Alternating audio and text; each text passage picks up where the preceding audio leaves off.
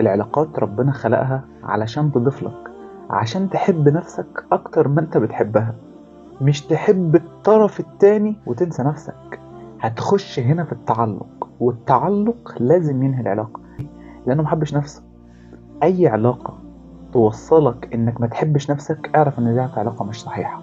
العلاقات الصحيحة بتوصلك إنك تعلى وتتطور وتحب نفسك.